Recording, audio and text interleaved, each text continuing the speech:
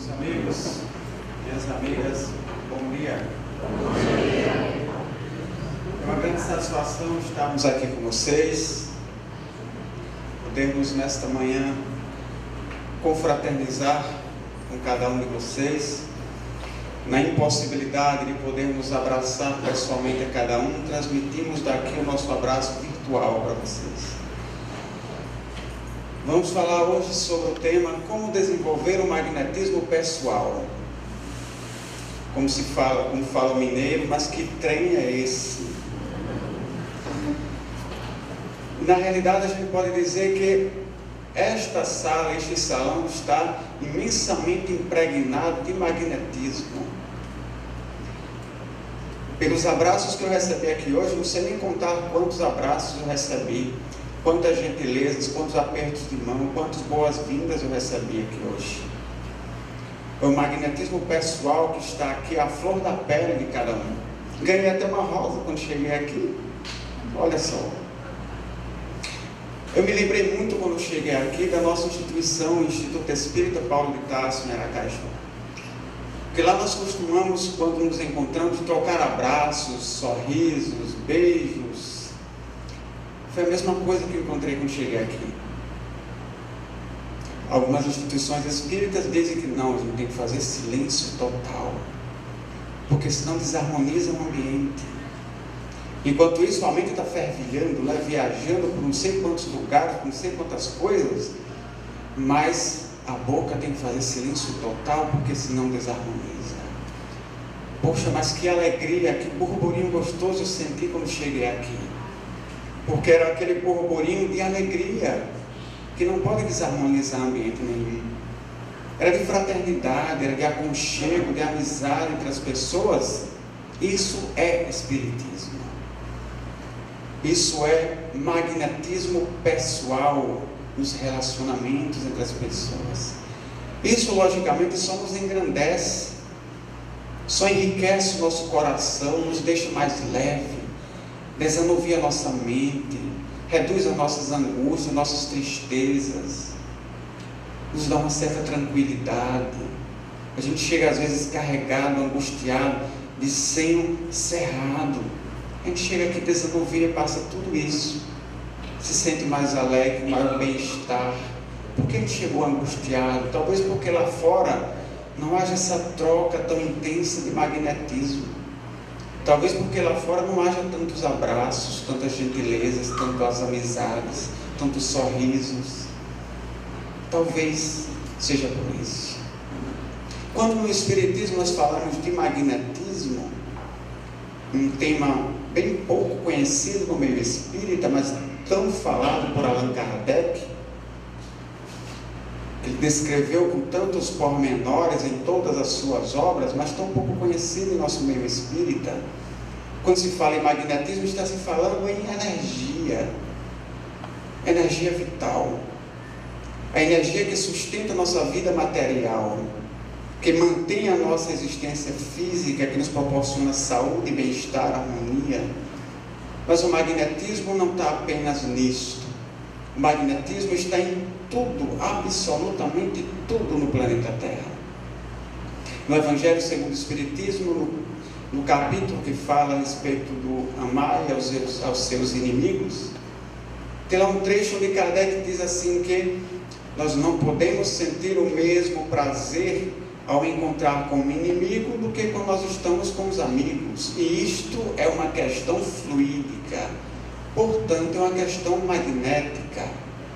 É o magnetismo pessoal, que não é o mesmo trocado entre dois amigos que entre duas pessoas que não têm confiança entre si.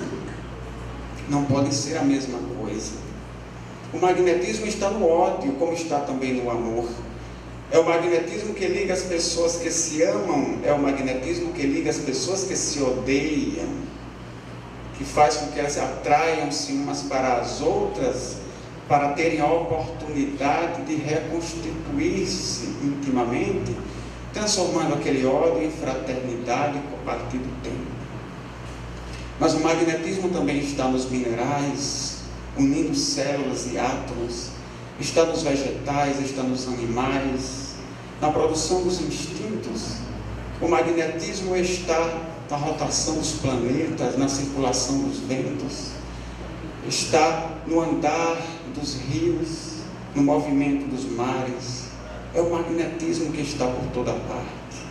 Ele está também dentro de nós. Jesus, quando chegava diante das multidões e falava,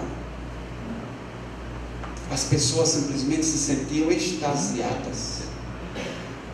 Não importava o tamanho da multidão, fazia-se silêncio para ouvir o mestre falar. Era o seu magnetismo poderosíssimo que atingia as pessoas que lhes envolvia, que lhes transmitiam bem-estar.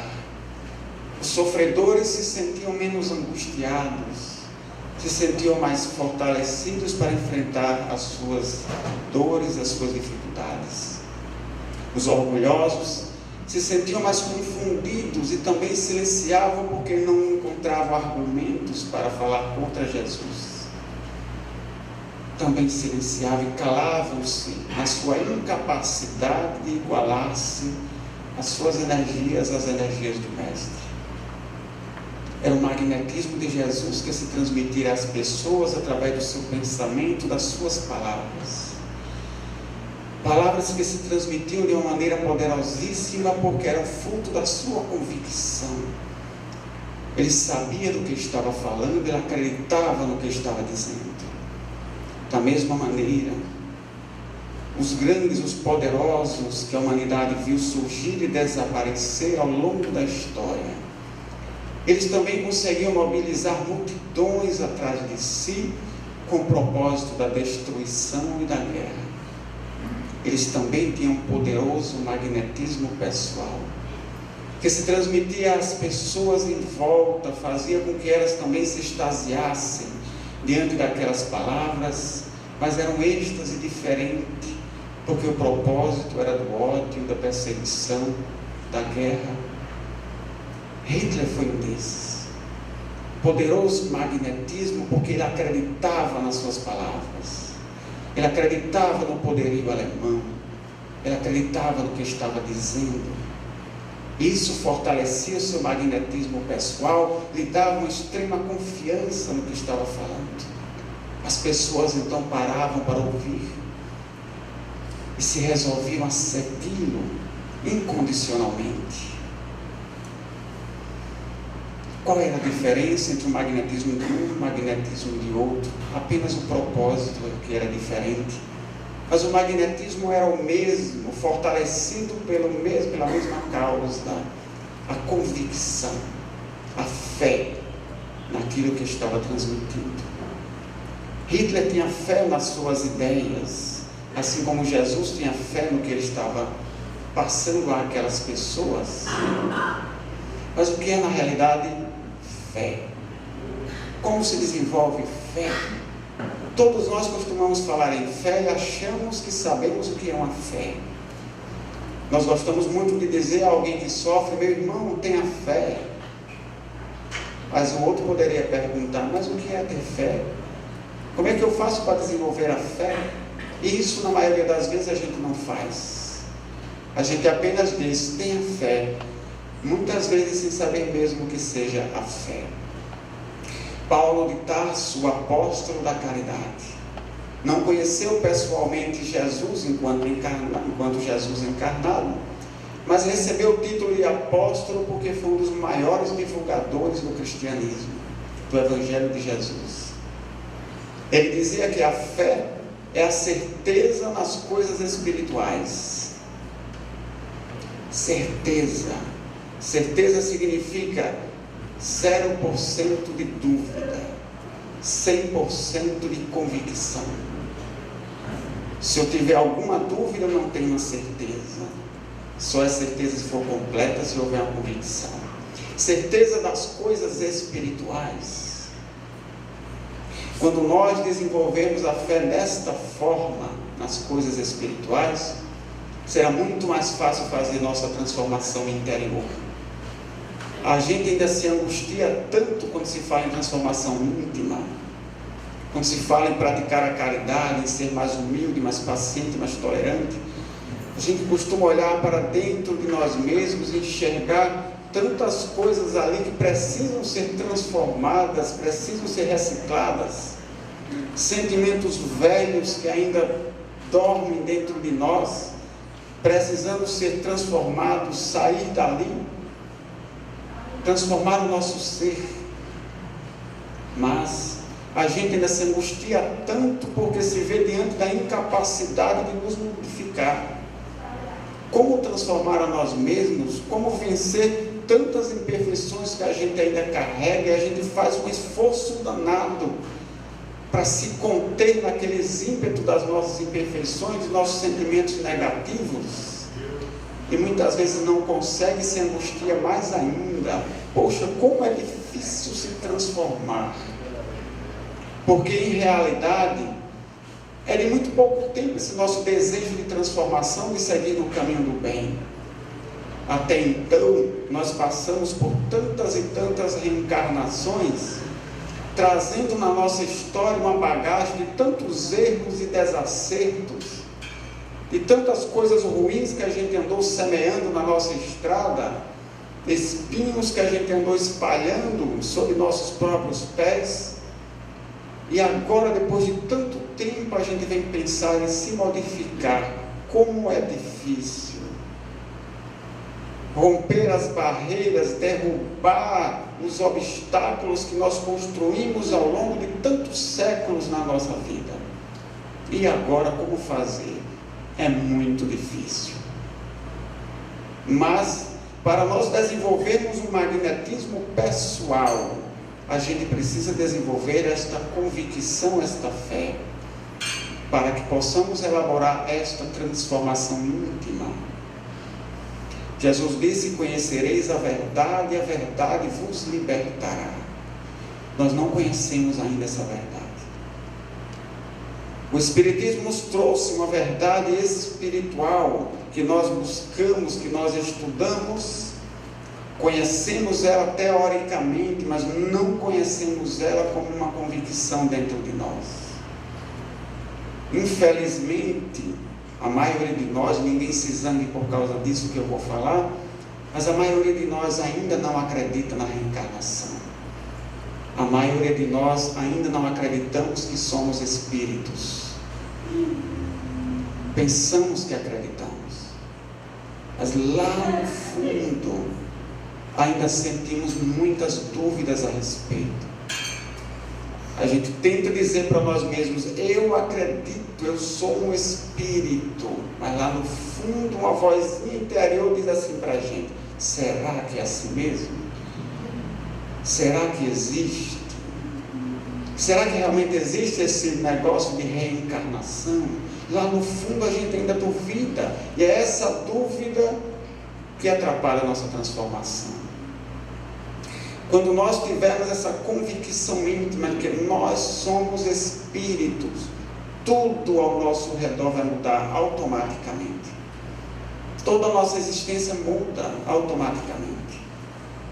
O Dr. Brian Weiss, ou Weiss, como alguns dizem, norte-americano, inventor, criador da terapia de vidas passadas, ele que era psiquiatra, coordenador do departamento de psiquiatria em uma universidade norte-americana, quando tratando aquela jovem, sua paciente, Catherine, quando ela, sem que ninguém esperasse ou premeditasse, de repente ela começa a relatar fatos, detalhes de existências passadas dela.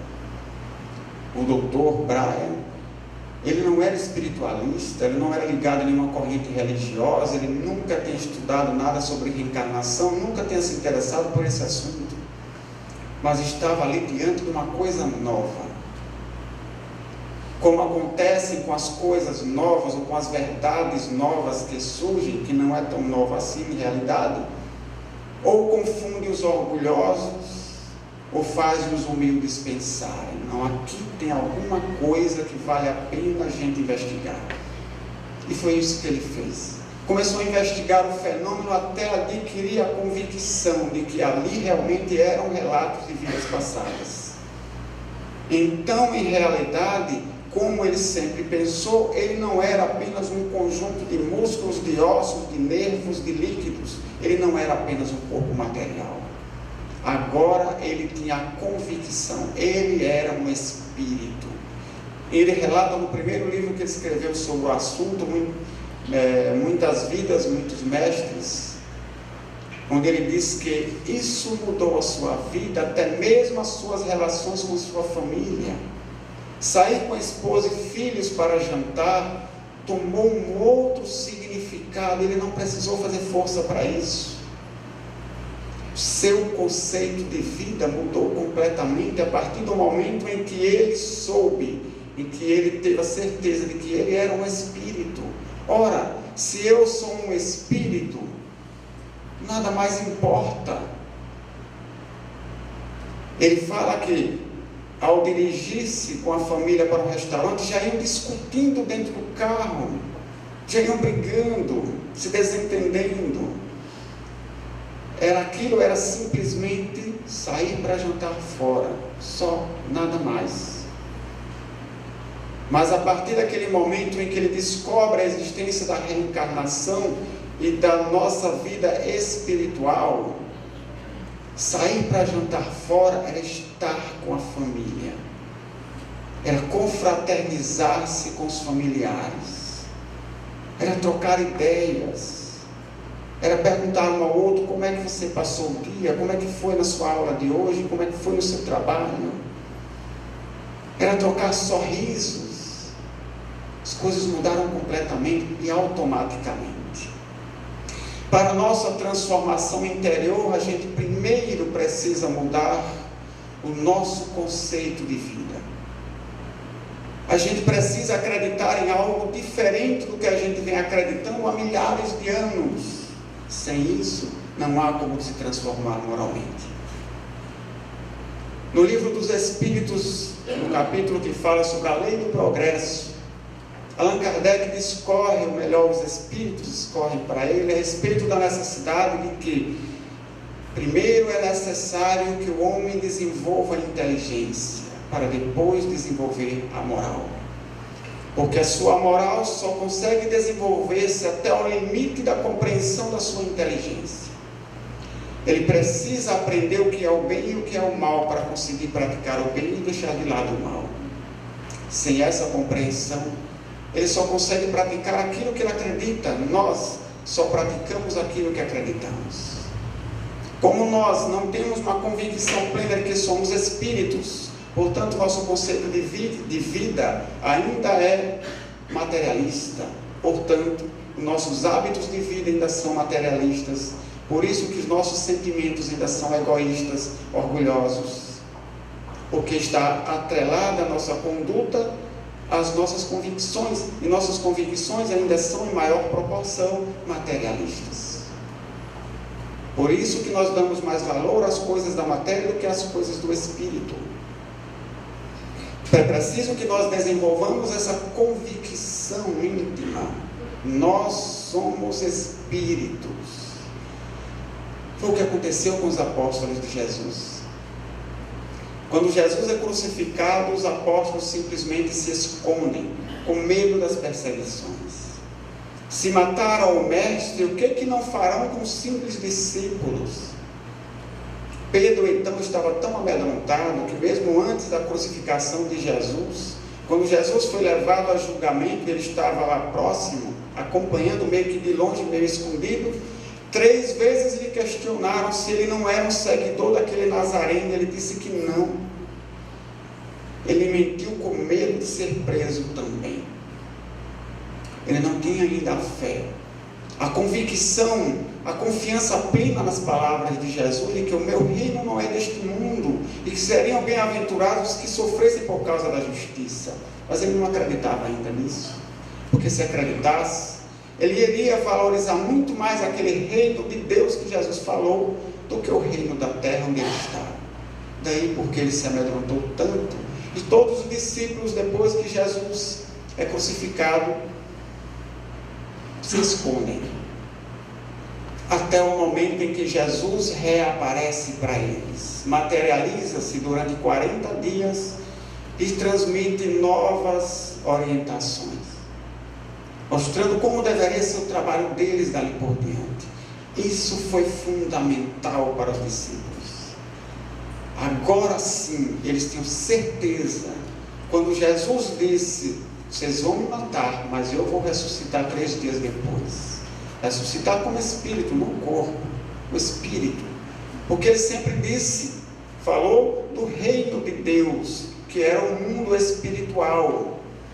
Para aquela mentalidade da época, como entender que nós somos algo que não se vê, que não se pega, depois que o corpo morre, continua vivo, mas que é invisível, que está num outro lugar que ninguém vê.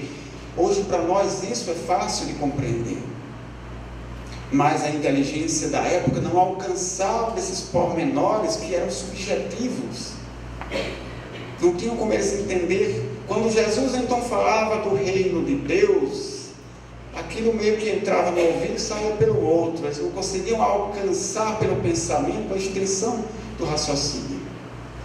Mas quando Jesus se materializa para eles, se mostra vivo, aquilo lhes dá a convicção. Realmente é verdade. Eu não sei como acontece, mas o corpo morre, mas alguma coisa, a gente, a essência, fica vivo. E mais feliz do outro lado, no reino de Deus. Isso deu a convicção aos apóstolos, e a partir daí nada foi obstáculo para que eles divulgassem o Evangelho. Viajavam quilômetros a pé para divulgar o Evangelho. Hoje a gente anda de avião, a gente vem de Aracaju para cá, em poucas horas a gente vem de avião, pertinho. Eles andavam a pé, no meio das matas, correndo perigos de doenças, de animais selvagens, de ladrões, de serem encontrados, de encontrarem com tropas romanas e serem presos ou mortos, ou carregados como escravos para qualquer região. Dormiam ao relento, comiam do pouco que conseguiam, mas nada era obstáculo para eles mais. Foram apedrejados, foram presos, passavam meses longe das famílias para divulgar o Evangelho, mas faziam com imensa alegria, porque agora sim eles tinham a fé, agora eles tinham a convicção das coisas espirituais, como disse Paulo. Se eles eram espíritos, pensava o apóstolo, se eu sou um espírito, eu não morro, então não tem problema se apedrejar esse corpo, se jogar na prisão, se ele passar fome, se ele adoecer, não tem o menor problema, porque é só um corpo, mas o espírito vai permanecer vivo. Então para eles a vida da matéria era um recurso, um instrumento para divulgar o Evangelho, não precisava nada mais além disso. Eles tinham uma plena certeza: nós somos espíritos. Nós não pensamos assim. A doutrina espírita surgiu há mais de 150 anos para nos trazer a convicção das coisas espirituais, para nos dar a certeza de que nós somos espíritos. Nós vemos muito hoje, infelizmente, no movimento espírita, desenvolverem-se ideias superficiais a respeito da ideia espiritual, que não nos trazem uma convicção, mas nos trazem uma crença. Infelizmente deixamos de lado há décadas um aspecto dos mais importantes e indispensáveis à doutrina espírita, que é o aspecto científico, que é justamente o aspecto que pode nos dar a convicção.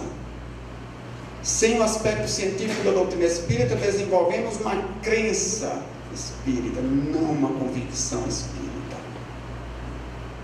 Ela acaba se tornando uma religião como qualquer outra, mas não uma religião que nos dá a certeza das coisas espirituais. Porque deixamos de lado aquilo que Allan Kardec falou, o estudo dos fatos e dos fenômenos, que é o que pode nos levar à convicção. Precisamos retomar as bases da doutrina espírita, retomar esta caminhada para, a partir de Allan Kardec, podermos dar os passos adiante. Mas estamos deixando Allan Kardec de lado. Infelizmente, hoje no movimento espírita vem acontecendo algo semelhante ao que aconteceu com o catolicismo, na época da Reforma. A Bíblia não era acessada pelo público em geral, porque ela só existia em latim, língua que o povo não falava. Os próprios religiosos não estudavam a Bíblia, nem os evangelhos, preferiam estudar os filósofos, os escritos dos pais da igreja, que interpretavam a Bíblia e seus ensinamentos. Distanciava-se cada vez mais da base do ensinamento, até surgir Martinho Lutero, para propor uma reforma nas bases da igreja. A primeira coisa que ele fez, traduzir a Bíblia para o alemão, que era a língua falada pelo povo, para que as pessoas tivessem acesso ao Evangelho. Propor uma retomada do estudo da Bíblia, do Evangelho pelos religiosos. É mais ou menos o que vem acontecendo hoje no movimento espírita. Estudamos diversas obras de autores espirituais ou encarnados muito bons, mas estamos nos distanciando da obra de Allan Kardec. Estamos estudando aqueles que interpretam o espiritismo ou que desenvolvem as ideias espíritas, mas estamos deixando para longe Allan Kardec. Não estamos nos dando ao trabalho de investigar cada obra, cada passagem, se está de acordo com a base de Allan Kardec. Estamos nos deixando levar pelo nome, pela fama do escritor espiritual ou encarnado, e não estamos tomando cuidado de verificar se está de acordo com a obra de Allan Kardec.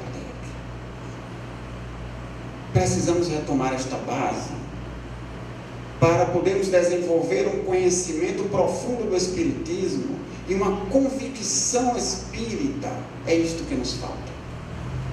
Através disso nós vamos modificar os nossos conceitos de vida, que é o primeiro passo para a transformação moral. Porque aquilo que eu acredito é o que eu pratico. Se eu acredito mais ou menos que eu sou um espírito, só vou praticar mais ou menos. Se eu tiver uma certeza que eu sou espírito, vou fazer como o Dr. Brian Weiss. Minha vida se transformará, tomará um outro sentido. A partir daquela convicção dele, ele largou tudo, jogou tudo para o alto. Ele começou a falar em terapia de vidas passadas, no meio acadêmico, que é o meio que mais produz o materialismo para a humanidade, que é o meio acadêmico universitário. Mas para ele não importava. Lançou por terra o seu status, a sua fama, a sua profissão, a consideração que os profissionais tinham pelo trabalho dele, mas ele tinha certeza que ele era um espírito. Então para ele nada mais importava, não era a fama, não era o título de doutor, isso não tinha importância mais. Tinha importância sim, que aquilo era uma verdade e que merecia ser divulgada. Foi o que ele fez, foi o que os apóstolos de Jesus fizeram. Era uma verdade, merecia ser divulgada. A doutrina espírita, ela tem capacidade de fazer isso conosco, mas nós precisamos buscá-la e buscá-la a fundo, buscando desenvolver esta certeza: eu sou um espírito. Uma certa vez assisti uma palestra, a palestrante dizia assim: sabe qual é a maior surpresa que o espírita toma quando chega no mundo espiritual? É ele ver que ele é um espírito. Porque em realidade não acreditamos nisso. Quando a gente chega lá e diz: mas é assim mesmo, tal qual estava lá nos livros que a gente lia, mas a gente não acreditava enquanto estava aqui. Esta fé que o Cristo tinha e que Hitler também tinha nas ideias dele, apesar de ideias distorcidas, mas que ele acreditava plenamente, era isso que produzia o magnetismo poderoso que eles tinham, a certeza que eles tinham na ideia que estava transmitindo. E isso se comunicava facilmente às pessoas ao redor. Nós temos a capacidade de convencer facilmente as pessoas ao nosso redor. Existe um livro de um magnetizador clássico, famoso, que se chamava Jagot. Escreveu um livro a respeito de magnetismo pessoal, que você pode utilizar até mesmo quando vai fazer uma entrevista para um trabalho, uma entrevista profissional. Transmitir ao entrevistador o seu magnetismo pessoal, que vai se irradiar e vai ter a força proporcional à convicção que você tem daquilo que você está falando. Quando ele pergunta qual a experiência profissional que você tem, a convicção com que você responder a essa pergunta é a força com que essa ideia vai entrar na mente de quem está lhe ouvindo. Quando alguém lhe pergunta, você é espírita? Você responde, eu sou espírita. Não adianta tentar fingir. Não adianta tentar simular uma convicção, porque isso é impossível. Pode até enganar no aspecto físico, mas no aspecto energético não engana. O magnetismo será aquilo que nós tivermos de convicção dentro do nosso íntimo. A minha energia atingirá o outro. Tem pessoas que a gente percebe que podem nos falar o que for, a gente acredita, porque ela acredita no que está dizendo. Portanto, ela se faz acreditar também. Já tem outras pessoas que, por mais que ela tente nos passar uma convicção, a gente nunca acredita no que ela está falando, porque ela também não acredita, apesar de tentar simular que acredita. As nossas energias, elas não mentem. Elas se transmitem de nós para as pessoas que estão ao nosso redor. E elas geram convicção no outro, geram certeza no outro. Se nós temos simpatia dentro de nós, essa simpatia se irradia. Não precisa ela dizer para ninguém, não precisa nem ela abrir a boca. Todo mundo percebe que estiver ao redor. Porque aquela simpatia se transmite naturalmente para os outros. A pessoa que é alegre por natureza, que tem uma alegria íntima, ela transparece a alegria, não precisa falar nada. E aquela alegria atinge os demais. Porque nossas emoções, nossos sentimentos, nossas sensações, nossos pensamentos, eles são energia. Ou melhor, eles geram energias. Eles manipulam as nossas energias, eles transformam as nossas energias. As nossas energias, elas têm o teor daquilo que a gente acredita. Portanto, se a gente é uma pessoa, se nós somos alegres, se temos a alegria dentro de nós, isso passa energeticamente, magneticamente para as pessoas que estão ao redor.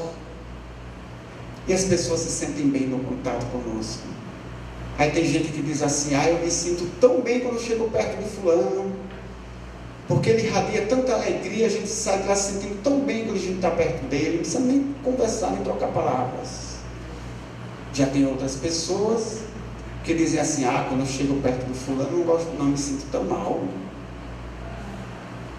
Porque o outro não está irradiando coisas boas. Porque as convicções do outro são diferentes das nossas. Os sentimentos, os pensamentos que ele está alimentando naquele momento, talvez não sejam os mais positivos. Isso modifica suas energias interiormente e isso transcende de nós, se espalha ao redor, atinge outras pessoas. E as pessoas então ficam sabendo como é que a gente está por dentro. Quando a gente presta atenção, se alguém chega aqui à nossa casa, a essa instituição, triste, se a gente prestar atenção, a gente vai perceber. Está lá no semblante, está lá no olhar da pessoa estampado, eu estou triste, eu estou angustiado. Na maioria das vezes, ou muitas vezes, a gente não percebe, porque a gente não presta atenção no outro. A gente só quer saber de nossas próprias angústias, nossas próprias dores, nossas próprias tristezas. Mas dos outros não interessa. Eu já tenho tanta tristeza, já tenho tanto problema, ainda vou estar me preocupando com o problema do outro. Eu quero ir lá na casa espírita para resolver o meu problema. Não ir lá para ver o problema de ninguém. Quero ir lá para resolver o meu. É aí quando o nosso não se resolve. É da lei da vida. Faz parte da oração de Francisco de Assis, é dando que se recebe. Você quer alegria para a sua vida? Dê alegria para os outros. Não fique esperando que alguém faça você feliz, porque você só será feliz quando você se preocupar com a felicidade do outro. Não há como. A lei é essa. A gente tem que dar amor para receber amor. Tem pessoas que dizem assim: mas eu só me meto em relacionamentos infelizes porque você só cultiva a tristeza. Uma certa vez, um indivíduo chegou na nossa instituição querendo fazer um atendimento para começar um tratamento. Ele dizia assim: já vem de um certo tempo eu não consigo parar emprego nenhum. Perdi meu último emprego há um mês, não tem jeito de eu arranjar um outro emprego. Com a minha namorada eu só vivo brigando o tempo todo. Tem que ter algum problema aí. Tem que ter alguma coisa espiritual que está atrapalhando. Eu queria fazer um tratamento. Ele disse que já vinha de 4 casas espíritas. Quando começou o tratamento, deixava, depois foi para outra, começou, deixava. Ou seja, é uma pessoa que está cultivando os próprios problemas. Não está buscando as soluções necessárias onde ele pode encontrar a solução. E aí, às vezes a gente tem que usar uma certa firmeza com algumas pessoas quando chegam querendo fazer tratamento. Aí eu perguntei logo para ele: o que é que você está fazendo para conseguir um emprego? E o que é que você está fazendo para cultivar um melhor relacionamento com a sua namorada? Você já parou para pensar? Se você não está alimentando esse desentendimento entre vocês dois, se você não está alimentando essa sua dificuldade em encontrar um emprego, ele foi embora e nunca mais voltou. Acho que não gostou do que eu falei para ele. Talvez tenha ido buscar uma outra casa espírita, onde talvez as pessoas lhe tratem com mais carinho do que eu tratei a ele, onde talvez as pessoas digam: venha para cá que nós vamos resolver seu problema. Só que ele queria uma resolução imediata, uma resolução rápida, como acontece muitas vezes das pessoas que buscam tratamento na casa espírita. Eu quero e quero para logo. E muitas vezes não quer nem esperar na fila. Está demorando tanto tratamento essa noite. E vê ser mais rápido, será que essa fila não anda? Mas a gente vai muitas vezes para o médico, paga, consulta cara, espera horas pelo médico para ser atendido, e às vezes ainda depois de horas esperando, a secretária diz: olha, o doutor não vem hoje. Ele teve que fazer uma cirurgia não sei aonde, teve que atender não sei o que, não sei aonde, não vai vir hoje. A gente volta para casa, vai retornar para lá outro dia, marcando uma outra consulta. E a gente ainda paga caro por isso. Na casa espírita é gratuito, então tem que ser muito rápido, eu não quero esperar muito tempo, e quando o meu tratamento começar, tem que terminar rápido. Às vezes as pessoas chegam para se tratar e perguntam logo assim: quanto tempo vai durar meu tratamento? Não sei, não tenho a menor ideia. Vai depender, cada caso é um caso, pode demorar pouco tempo, poderá demorar muito, depende, cada caso é um caso. Não se preocupe com o tempo que você vai se tratar. Vamos tratar, acredite no tratamento, acredite no resultado, vamos seguir de frente. Despreocupe-se com relação ao tempo. Mas as pessoas já chegam querendo ver a hora de sair, a hora de ir embora e de terminar seu tratamento. Poxa vida! Mas o que é que nós estamos fazendo para tratarmos intimamente? Para darmos a nós mesmos suporte para o tratamento. Nós estamos em tratamento lá na instituição, uma jovem esquizofrênica. Ela já chegou à fase adulta, ela já está mais ou menos há uns 15 anos de esquizofrenia. Aliado à esquizofrenia, um processo obsessivo severíssimo, inclusive com tentativas de suicídio. E as sugestões que nos foram dadas com relação ao tratamento a ela vai ser um tratamento longo. Não adianta reverter a doença rapidamente, porque se isso acontecer, facilmente ela retornará aos mesmos erros do passado. No caso dela, que nem todo caso é assim também, no caso dela é preciso que o tratamento seja lento, para que cada melhora que ela vá alcançando tenha como suporte a transformação dela. para que ela não retorne aos erros do passado. Nós queremos resolver tudo rápido. Quantos séculos esta jovem levou para estar nessa situação? Quantos séculos de erros, de crimes, de discórdias, de destruição, de sangue derramado, ela levou construindo o que ela é hoje. A gente quer em algumas semanas resolver tudo. É a longo prazo, é o tratamento de uma existência. Não só um tratamento magnético, mas também um tratamento íntimo, de orientação moral e de vivência moral, que ela precisa fazer por si mesma, que ninguém tem como fazer por ela. Que não adiantaria, no caso dela, a gente erguê-la da sua doença, mas ela retomar novamente todos os ímpetos do passado. Precisa ter o suporte moral. O que poderia acontecer se tirássemos logo a doença dela? Ela iria embora da instituição. Mas eu terminei meu tratamento, vou embora, talvez nunca mais voltasse e não quisesse saber daquelas orientações. Enquanto o tratamento acontece, ela vai sendo orientada. E graças a Deus, num lar onde ela recebe todo o suporte necessário de orientação, de ajuda e de muita tolerância, de muita paciência da mãe, que provavelmente deve estar envolvido no mesmo enredo da história da filha, e que está ali para suportar junto com a filha, porque é um caso dolorosíssimo, que requer muita saúde, que requer muita paciência, que requer muita tolerância, muita compreensão, porque não é fácil lidar com um esquizofrênico na situação em que ela está.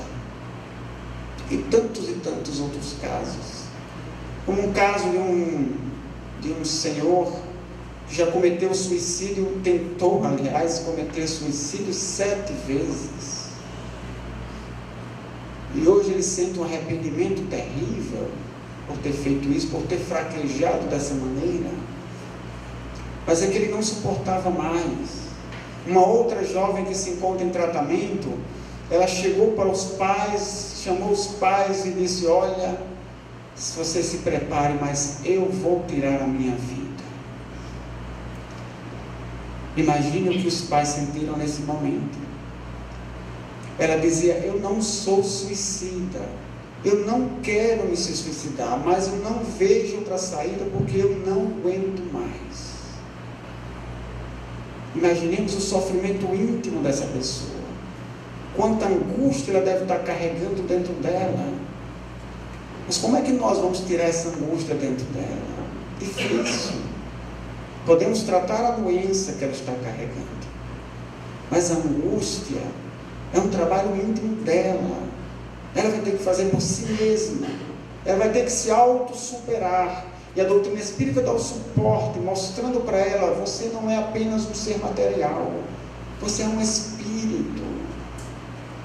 Portanto, a vida da matéria dura alguns anos, mas o espírito vive sempre, é imortal. O que é mais importante dos dois, então? O corpo que dura alguns anos ou o espírito que é imortal? Lógico que o espírito, mas nós vivemos muito mais para as coisas da matéria. E deixamos o espírito, que é mais importante, de lado. Por quê? Porque as coisas da matéria a gente acredita, a gente vê, a gente sente, a gente pega. Mas as coisas do espírito, que são mais subjetivas, aí a gente precisa estudar os fatos para poder ter essa certeza que Allan Kardec desenvolveu. Allan Kardec ele foi desenvolvendo essa convicção das coisas espirituais. Quando ele recebeu do amigo dele, o Sr. Didier, uma quantidade enorme de escritos que ele dizia que vinham dos espíritos, e Allan Kardec pegou aquilo ali: vamos estudar a respeito. Olha o trabalho que deu. Ele deve ter olhado assim para a quantidade de papel. Já vi, tem que ler isso tudo. Ele não podia dizer que era algo que existia ou que não existia, porque ele não conhecia. Mas ele tinha humildade, não fez como orgulhoso. O orgulhoso ele dizia assim: isso não existe. Mas você não vai nem ler? Não precisa, isso não existe. É aquele que diz: a água não molha. Então coloca a mão embaixo da torneira para você ver. Não precisa não, a água não molha, está acabado. Mas se você colocar a mão embaixo da torneira, você vai ver, ela molha assim, apesar de você não acreditar. Kardec pegou aquela quantidade enorme de escritos, começou a analisar, selecionar tudo, e viu que tinha a possibilidade dele pegar e complementar, tinham coisas ali que ficavam lacunas sem explicação. Ele formulou então perguntas para passar aos espíritos, perguntar aos espíritos, para que eles respondessem. Foi comparando as respostas, depois comparando com os escritos de outros médiuns em outras partes do mundo, para comparar as respostas até ele dizer, realmente o Espírito existe. Não há mais dúvidas. Como ele não tinha mais dúvidas, aquilo valia a pena ser a obra de uma existência. A partir daí, o que era material não tinha mais importância. Ele dedicou-se plenamente à doutrina espírita. Nós, muitas vezes, a gente vai na casa espírita, faz determinada tarefa que dura 1h30, 2 horas, vai para cá, cumprir minha obrigação de cristão. Cumprir minha obrigação como espírita. A gente acha que fez muito. Chico Xavier, ele dormia pouquíssimas horas todas as noites. Tinha que ler e responder centenas de cartas. Tinha que psicografar livros uns atrás dos outros que levavam horas. Tinha que fazer entrevistas, tinha que viajar para dar conferências, tinha que receber amigos, tinha as tarefas na casa espírita, a obra de uma existência. Por quê? Porque ele tinha certeza que ele era um espírito, que ele não era apenas um corpo físico. Se ele é um espírito, valia a pena viver em função daquilo. Mas nós não temos essa certeza. Por que não temos? Porque não estudamos o assunto. A fé ela não pode ser imposta, mas ela pode ser desenvolvida. Desenvolvida como? Através do estudo. Não se desenvolve a fé fazendo força para isso. Às vezes a gente diz assim, as pessoas que sofrem, tenha fé em Deus que você vai dar resultado. Mas não se desenvolve a fé fazendo força. A fé se desenvolve através do conhecimento. O conhecimento que os apóstolos precisavam era a visão do Cristo. Eles conheceram a realidade espiritual porque o Cristo estava ali na frente deles, vivo. Era o conhecimento que eles precisavam. Nós temos o conhecimento espírita, estudando os fatos espíritas para nós termos certeza de que realmente existe um mundo espiritual e que nós somos realmente espíritos. Isso nos leva a um outro assunto que nós fizemos ontem um seminário na cidade de Linhares a respeito de sonambulismo. E Allan Kardec diz que o sonambulismo é o recurso que nos dá a prova irrecusável da existência da alma. Quando a gente fala em sonambulismo, muita gente não sabe o que é. Mas está lá um capítulo imenso do Livro dos Espíritos falando sobre isso, sobre sonambulismo e outros temas correlatos. Através da mediunidade nós adquirimos a certeza da vida espiritual, do espírito desencarnado. Mas através do sonambulismo é que nós temos a certeza da existência da alma humana, do encarnado. Porque nós vemos o sonâmbulo muitas vezes enxergar coisas que estão à distância. E diz Allan Kardec, se ele está enxergando algo que está longe, e se ele não está enxergando com os olhos físicos, porque isso seria impossível, e se seu corpo encontra-se aqui, é porque alguma coisa saiu dele e foi até lá. E o que seria essa coisa senão a alma? Eis aí a prova da existência da alma humana.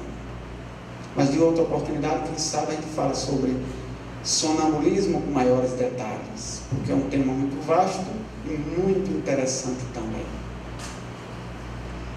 Mas o magnetismo pessoal, esse que nós podemos desenvolver no nosso dia a dia, que abre portas, que facilita a nossa vida, há pessoas que às vezes têm uma feição tão carrancuda, que às vezes ele fecha portas ao invés de abrir portas.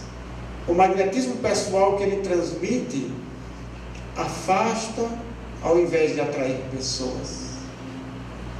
Mas aquele que sente a alegria, que sente o bem-estar por dentro, o bem-estar por estar vivo.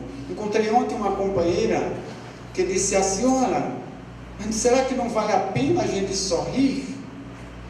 Nós estamos vivos. Isso já não é motivo suficiente para a gente ser feliz? É, claro que é. Por mais difícil que seja a existência, por mais dolorosa que seja a nossa vida, por mais problemas que a gente carrega, se angustiar ou não, sofrer ou não com isso, depende de cada um. A cruz, muitas vezes, ela é colocada nas nossas costas, a gente não escolhe. São as expiações, são as provações, muitas vezes consequências dos nossos atos passados. A gente está aqui nessa existência, ninguém está livre de problemas. Não existe uma única pessoa na humanidade que atravessou toda a sua existência, do nascimento à morte, sem ter passado pelo menos uma vez por um problema de sua vida. Não existe. Todo mundo está sujeito a problemas, mas sofrer com esse problema, se angustiar com esse problema, depende de cada um. Nós podemos ser felizes mesmo carregando a nossa cruz. E ontem eu tive a felicidade, ontem à noite, de encontrar uma pessoa assim, carregando uma cruz pesadíssima, com um sorriso nos lábios. Um jovem de 35 anos, que tem uma doença chamada esclerose lateral amiotrófica, uma doença neurodegenerativa, que a medicina até aqui ainda não conseguiu uma cura. O máximo que se consegue, através de um tratamento interdisciplinar, que envolve fonoaudiólogo, fisioterapeuta, psicólogo, neurologista, é fazer com que ela continue progredindo mais lentamente. Mas a pessoa sabe que quando chega essa doença, que ele vai desencarnar e não vai demorar muito tempo, porque ela também é muito rápida e o diagnóstico dela é demorado para o indivíduo iniciar o tratamento. Não existe um diagnóstico seguro, mas sim por exclusão.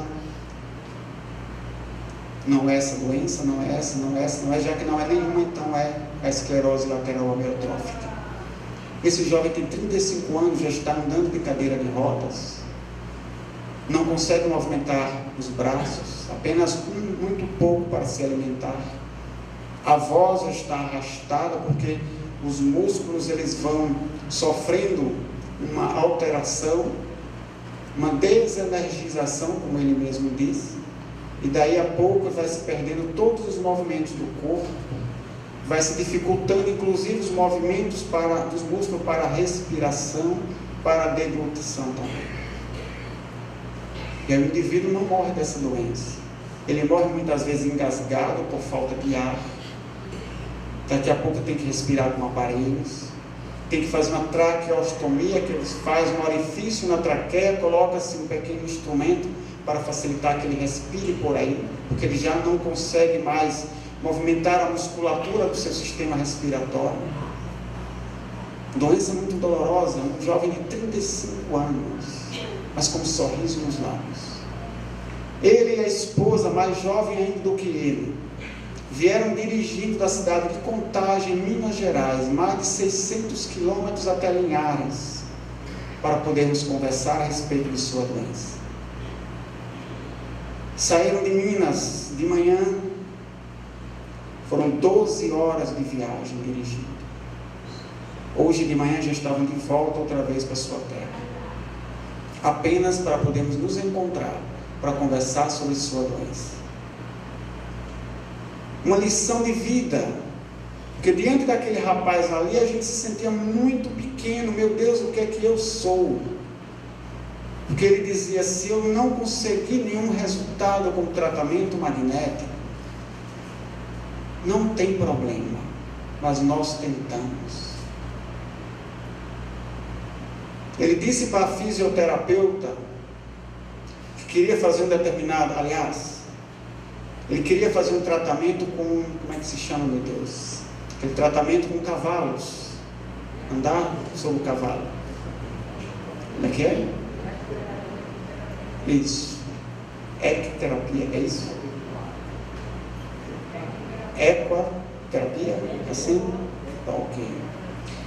Ela não queria fazer. Não queria deixar que ele fizesse. Ele disse, mas nós podemos tentar. Se não der resultado, não tem problema, mas depois nós não podemos dizer que não tentamos. 4 dias depois ele já conseguia se sentar sozinho em cima do cavalo. Ele dizia, eu posso me curar, porque a causa da doença eu resolvi. Ele não sentia mais angústia nenhuma. Passou por uma depressão terrível devido a muitos problemas na sua vida pessoal e profissional. A partir dessa depressão começou a desenvolver a doença. Tratou-se da depressão, agora estava com o astral lá em cima, irradiando um magnífico magnetismo pessoal para todos ao redor. Sua esposa da mesma forma, jovem, menos de 30 anos de idade, mas que cuidava dele com uma delicadeza, sempre com um sorriso nos lábios, sem nunca expressar qualquer forma de cansaço físico ou mental. Estava ali sempre ao lado para cuidar dele, acompanhá-lo, fosse no que fosse. Quando eles me falaram, olha, você vai vir até Contagem para a gente conversar, eu disse, eu vou estar em Linhares nesse final de semana. Se vocês quiserem, vocês irem até lá, a gente já pode conversar logo, porque eu não vou ter condições de ir a Contagem, a não ser lá para o mês de maio. E eles não pensaram 2 vezes, nenhum dos dois, colocaram o carro na estrada. Eu falei isso a eles 2 dias antes, na quinta-feira. Colocaram o carro na estrada, viajaram mais de 600 quilômetros só para a gente conversar sobre a sua doença. E nos transmitiam uma lição de vida. Um intenso magnetismo pessoal dali se irradiava. Magnetismo não de doença, não de tristeza, não de sofrimento, de dor, de angústia, não, de alegria, mas não de conformação, porque ele disse, se nós podemos tentar, vamos tentar. Se der pouco resultado, não der resultado nenhum, não tem problema.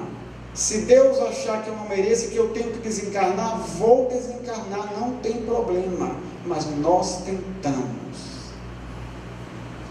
Quantas vezes a gente baixa a cabeça e diz, não tem mais jeito. Como aquela jovem que disse aos pais, vou me suicidar porque não aguento mais. Quantas vezes a gente pensa, talvez não assim tão radicalmente, mas a gente baixa a cabeça e diz, não tem mais jeito, vou entregar os pontos. Não tem mais como consertar, a vida acabou, é isso mesmo. E a gente ou se conforma, ou a gente se angustia e sofre ainda mais. Nós somos os construtores das nossas tristezas, portanto, nós temos de nós um potencial de cura. A mesma energia de um passista que cura um doente, nós temos dentro de nós essa energia, podemos curar a nós mesmos com essa mesma energia. Podemos movimentá-la, podemos dar uma qualidade curativa a ela. Uma vez um amigo meu disse que um mentor espiritual chegou para ele e disse, você pode se curar, ele estava doente. Quando você for tomar banho, chegue lá na frente do espelho e diga, eu vou me curar. Ordene as suas células que elas vão se regenerar. Depois de 1 mês ele voltou lá e disse, não deu resultado não. Aí o mentor disse, você fez errado. Eu não disse para você pedir a sua célula, eu disse para você mandar suas células se regenerarem. Você é o Senhor delas. O corpo está subordinado ao espírito, não o contrário. Nós temos o poder de nos curar. Quantas vezes acontecem essas curas espontâneas? A pessoa não faz tratamento nenhum, não toma remédio nenhum e de repente a pessoa se vê curada. E a medicina não sabe como explicar. São as curas espontâneas, são as autocuras muitas vezes. Nós temos o potencial, se não tanto para curar nosso próprio corpo físico, para reverter todo um processo difícil de doença física, podemos curar nossos sentimentos, podemos curar os nossos pensamentos, podemos deixar de lado a tristeza e sermos alegres. Alguém pode perguntar, como é que eu posso ser alegre diante de tanta dificuldade, diante de tanto problema? Podemos, se o quisermos. Se compreendermos os problemas, não apenas fazendo força para se tornar alegre, mas compreendendo os problemas, compreendendo as dificuldades, como o jovem que tem a esclerose. Deus me deu a doença como um instrumento para recuperar a minha alma, porque ele era materialista, completamente desligado de qualquer forma de religião, qualquer forma de pensamento espiritual. Quando ele se viu diante da dor e da dificuldade, ele pegou o livro dos Espíritos e o Evangelho segundo o Espiritismo e começou a ler detalhadamente. E isso foi o suficiente para a sua transformação moral, transformação radical que ele deu à sua vida. Conseguiu sair de todo o sofrimento que ele se encontrava proporcionado pelas dificuldades de sua vida. Desenvolveu dentro de si uma capacidade de ser feliz. E com a leitura única do livro dos Espíritos e do Evangelho segundo o Espiritismo, lendo atentamente cada pergunta que tem ali, e entendendo qual era a proposta do Espiritismo, e desenvolvendo uma certeza de que realmente era daquele jeito, ele disse: não, eu só posso ser feliz. Porque essa doença ela não é uma dificuldade na minha vida, ela é um instrumento de renovação. Um jovem de 35 anos. Poxa, quantos anos às vezes a gente passa lendo as obras espíritas, assistindo palestras, participando de seminários, e a gente não consegue entender o livro dos Espíritos como aquele rapaz conseguiu, e sem nunca frequentar uma casa espírita. Sozinho, um autodidata. Dá lição até aos médicos a respeito da sua própria doença, porque ele consegue enxergar detalhes na doença que a medicina, muitas vezes pelo hábito de reproduzir aquilo que aprende na faculdade, um vai aprendendo com o outro e vai reproduzindo da mesma forma, às vezes não consegue olhar ao redor para ver outros detalhes. E ele dizia muitas vezes: eu posso ajudar. Eu posso lhe ajudar, ele dizia ao médico, eu posso lhe ajudar a compreender melhor minha doença, porque tem coisas nela que eu estou enxergando, que os médicos não estão olhando, não estão observando. E o médico dizia para ele: não se preocupe, nós estudamos aqui o caso, nós temos prática em lidar com essa doença. Não lhe dava um ouvido, porque ele desenvolveu um conhecimento bem maior, que vai além da compreensão da medicina. E nós estamos há tantos tempos, há tantos anos, às vezes, dentro da doutrina espírita, o que nós já fizemos por nós? Qual a transformação que nós já conseguimos elaborar no nosso íntimo? Ainda nos deixamos levar pelas dificuldades, pelas dores? Ainda desenvolvemos dentro de nós as angústias? E aí nós enchemos os consultórios psicológicos, psiquiátricos. Lógico que espírita também adoece, claro que sim. Espírita também tem o direito de ficar doente. Espírita também tem o direito de adoecer psicologicamente ou fisicamente. Mas o que nós não temos direito, sendo espíritas, é de sermos tristes. Porque nós compreendemos o que é a dor, o que é a doença, para que é que ela serve.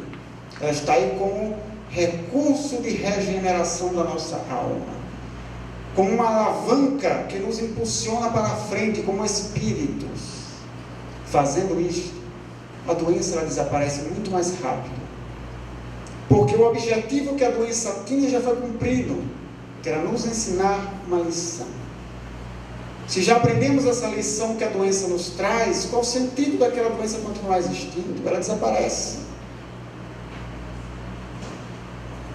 Mas nós podemos fazer muito mais por nós mesmos, porque nós somos filhos de Deus, e isso não é qualquer coisa.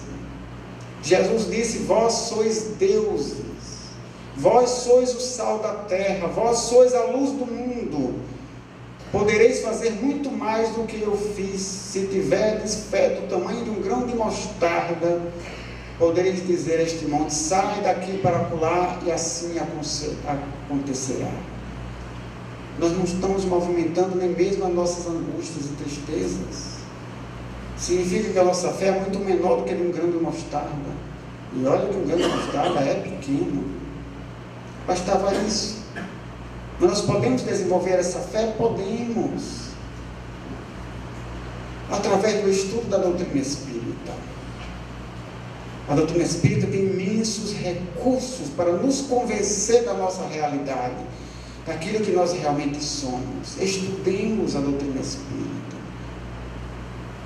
Livros espíritos, eu costumo dizer, não são para ser lidos.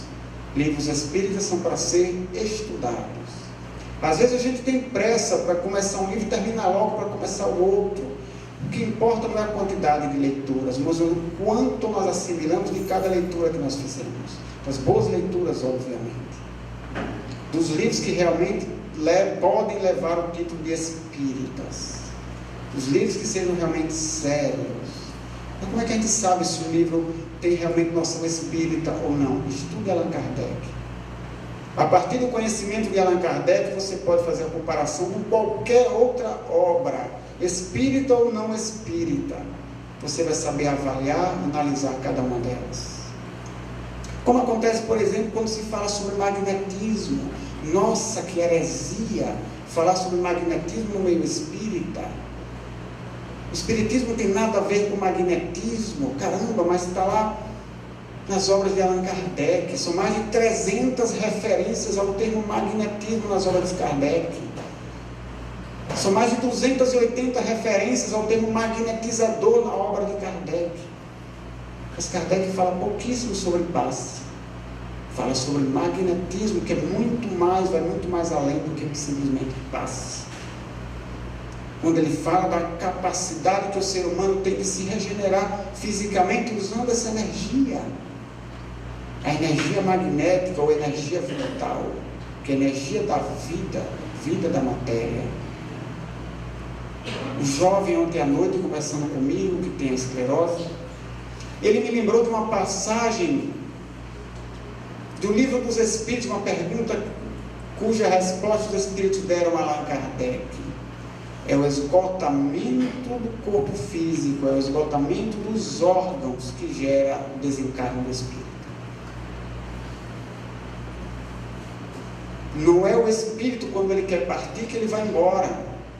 Não, é quando o corpo não dá mais condições de manter a vida. Enquanto o corpo físico der condições de que a vida se mantenha na matéria, o espírito vai ficar preso a ele.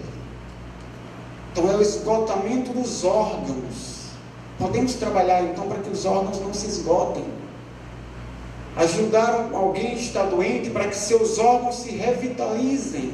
Como é que se faz isso? Tem que se estudar a técnica apropriada. Não é de qualquer jeito, não é de qualquer forma.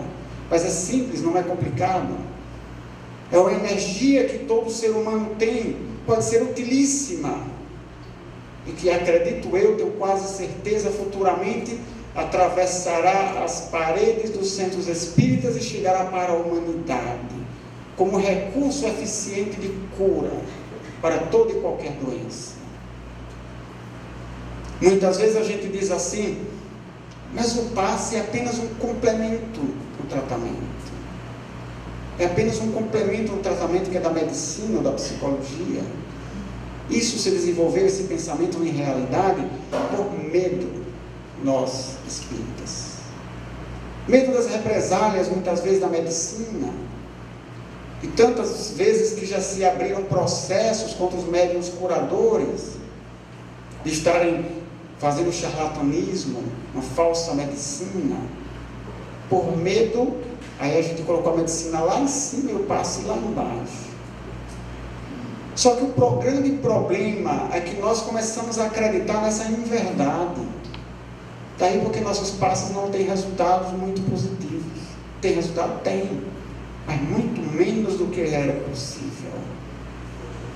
Mesmer, o criador da ciência magnética, que dedicou a sua vida porque ele tinha certeza das ideias que ele estava expondo, dedicou a sua vida para convencer a medicina e convencer a ciência de que nós temos uma energia que é capaz de curar, e ele curava. Ele morava sozinho num casarão. Quando alguém chegava para ele querendo se tratar, ele abrigava na sua residência essa pessoa, hospedava essa pessoa na sua residência e não deixava que saísse. As condições eram essas: você não pode sair daqui, você vai comer da comida que eu lhe der e não vai fazer tratamento nenhum, a não ser magnético comigo. Porque ele queria ter certeza que quem curou a pessoa foi ele. Ele precisava de provas. Para ele convencer os outros de que o magnetismo dava resultado, ele tinha que apresentar os resultados, tinha que dar as provas. Essa era a condição dele. Quem eram esses pacientes que tiravam para ele curar? Pessoas desenganadas pelos médicos. Pessoas que a medicina dizia, não tem mais jeito, você vai morrer, não tem tratamento mais que cure você. Essa pessoa então, como último recurso, procurava o magnetismo para se curar, e Mesmer curava.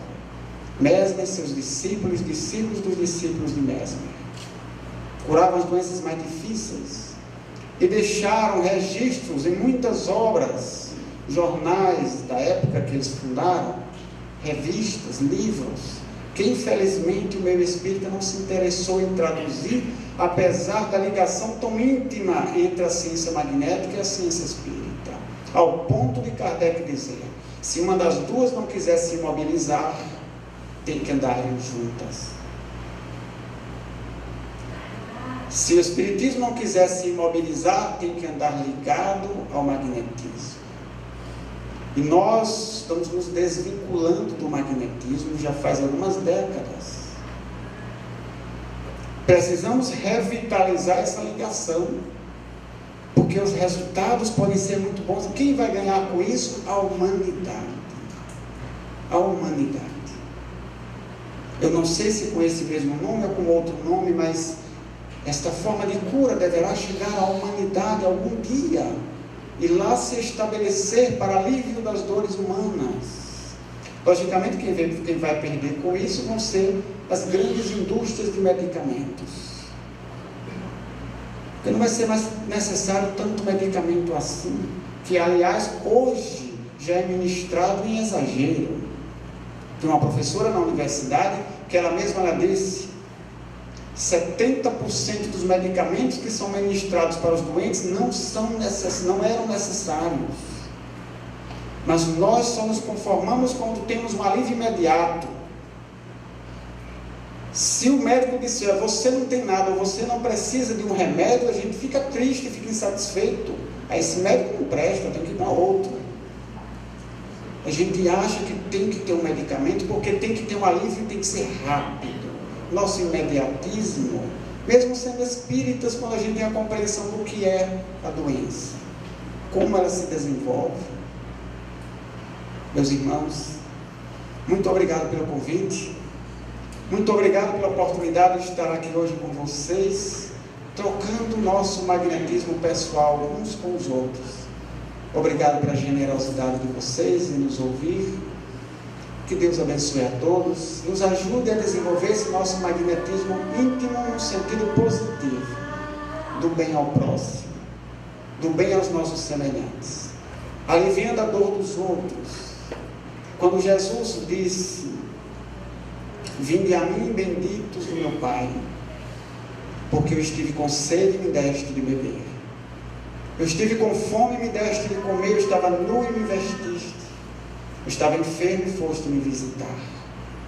Ou seja, os benditos do Pai são aqueles que se dedicam ao seu próximo, que conseguem romper os obstáculos que nos separam das outras pessoas, das barreiras que nós criamos para nos separar uns dos outros, para podermos assim olharmos a dor do outro, as dificuldades que os outros vivem, para aliviar, para ajudar, nem que seja com uma palavra de carinho, com um abraço fraterno, e isso com certeza aliviará nossas próprias dores. Isso também é magnetismo pessoal, levar a alegria, levar o bem-estar, levar a paz, levar a saúde para aqueles com quem nós nos encontramos. Que Deus esteja com todos sempre.